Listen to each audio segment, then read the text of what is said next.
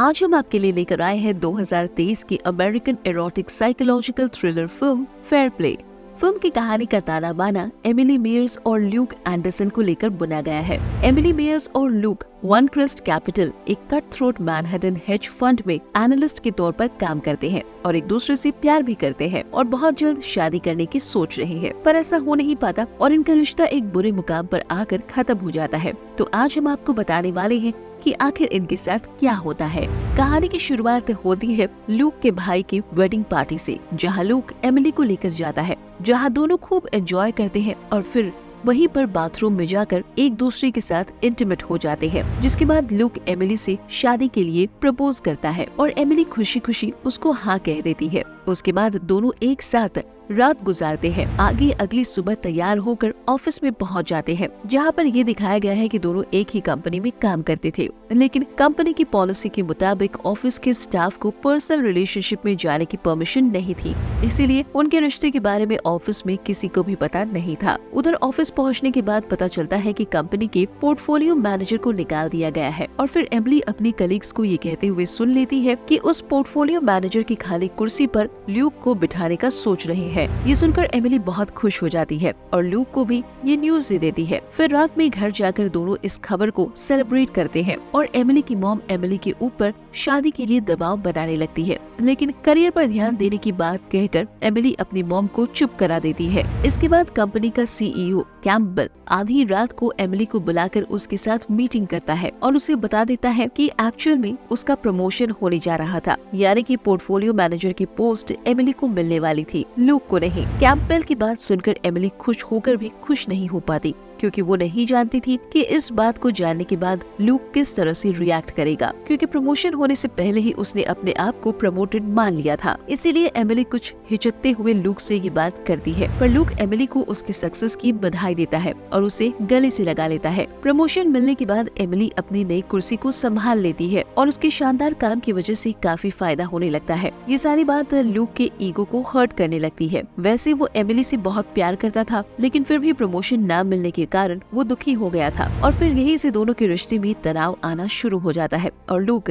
Emily को बिना बताए सेल्फ हेल्प की क्लासेस लेने लगता है। लेकिन एमिली ल्यूक को खोना नहीं चाहती और वो उसके अपसेट होने की वजह भी समझ चुकी थी, इसीलिए वो ल्यूक से उसके प्रमोशन में हेल्प करने का वादा करती है। एमिली की सोच के उल्टा कैम्पबेल की गुड बुक में ल्यूक कहीं नहीं था। असल में बात ये थी कि काम के प्रति ल्यूक के ढीले ढाले रवैये के कारण कंपनी को $25 मिलियन का नुकसान हो गया था। इसीलिए प्रमोशन तो बहुत दूर की बात थी, कैम्पबेल उसे जॉब से हटाने की सोच रहा था। वैसे भी ल्यूक को ये नौकरी किसी की सिफारिश में मिली थी, तो कैम्पबेल उसे उतना काबिल नहीं मानता था। उधर अब ल्यूक अपने सक्सेस में इंटरेस्टेड भी नहीं रह गया था। ऑफिस में एमिली की सक्सेस से जलने वाले लोगों ने एमिली और कैम्पबेल को लेकर तरह तरह की बातें बनानी शुरू कर दी थी, जिसकी वजह से ल्यूक और भी ज्यादा इरिटेट रहने लगा था। एक दिन एमिली की परफेक्ट रिकमेंडेशन के कारण कंपनी को अच्छा खासा मुनाफा होता है और एमिली को भी कमीशन के रूप में भारी भरकम रकम मिल जाती है। एमिली अपनी जिंदगी के इस सबसे बड़े दिन को ल्यूक के साथ सेलिब्रेट करना चाहती है, लेकिन ल्यूक ने अब खुलकर एमिली को नजरअंदाज करना शुरू कर दिया था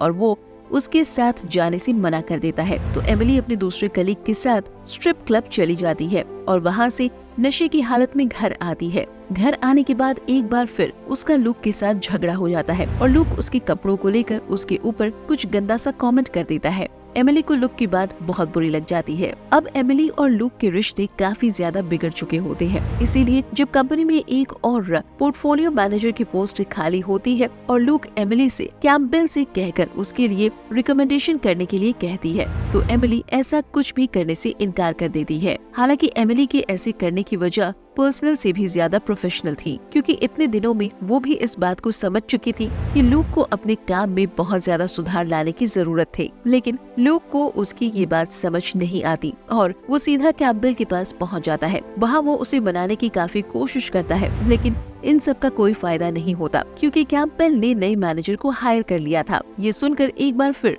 ल्यूक का मूड बुरी तरह से खराब हो जाता है। इन सब के बाद जब रात में एमिली ऑफिस से घर पहुंचती है, तो एक बार फिर लूक उसके साथ झगड़ा करने लगता है और अपनी सारी असफलताओं के लिए उसे जिम्मेदार बताता है। यहीं पर एमिली इस बात का खुलासा करती है कि असल में कैम्पबेल लूक को नौकरी से निकालने की सोच रहा था। ये सुनकर लूक को काफी ज्यादा धक्का लगता है और वो घर से बाहर निकल जाता है और फिर रात भर नहीं लौटता। एमिली लूक के लिए काफी परेशान हो जाती है, लेकिन लूक का पागलपन यहीं पर नहीं रुकता। अगले दिन जब एमिली ऑफिस में प्रेजेंटेशन दे रही होती है तो लूक नशे में ऑफिस पहुंचकर अच्छा खासा हंगामा खड़ा कर देता है। यहाँ तक कि इस बार वो कैम्पबेल को भी नहीं छोड़ता और उसके और एमिली के बीच सीक्रेट रिलेशनशिप होने की बात कह देता है। सबके सामने इस तरह से बेइज्जती होने के बाद एमिली बुरी तरह से रोने लगती है और लूक को ढूंढने के लिए निकल जाती है।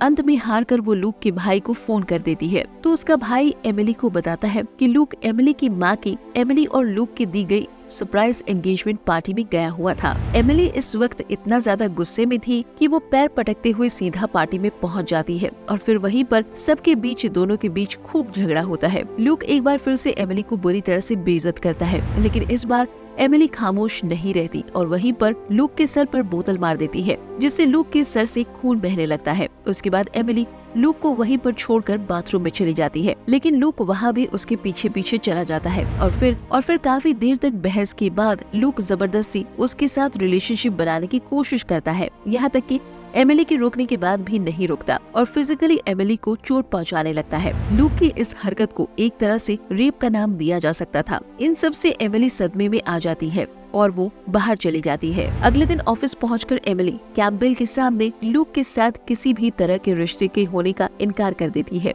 क्योंकि कंपनी की पॉलिसी के मुताबिक स्टाफ मेंबर्स एक दूसरे के साथ किसी तरह की पर्सनल रिलेशनशिप नहीं रख सकते। लेकिन अब एमिली लूक को छोड़कर आगे बढ़ने का फैसला ले चुकी थी और कैम्पबेल भी उसे यही समझाता है। इसके बाद एमिली जब घर पहुंचती है तो लूक अपना सारा सामान पैक करके तैयार खड़ा मिलता है। लूक अपने भाई के साथ रहने के लिए जा रहा था, लेकिन लूक ने एमिली के साथ जो कुछ भी किया था उसके बाद एमिली उसे इतनी आसानी से माफ करने के मूड में बिल्कुल भी नहीं थी। लूक के ऊपर चाकू से हमला करके उसे घायल कर देती है। जख्मी होने पर लूक एमिली के आगे रोते हुए गिड़गिड़ाने लगता है और एमिली उसे वहाँ से चले जाने के लिए कहती है। लूक एमिली से उनके रिश्ते को एक और मौका देने के लिए भी कहता है, लेकिन एमिली उसकी कोई भी बात नहीं मानती और बस यहीं पर मूवी खत्म हो जाती है।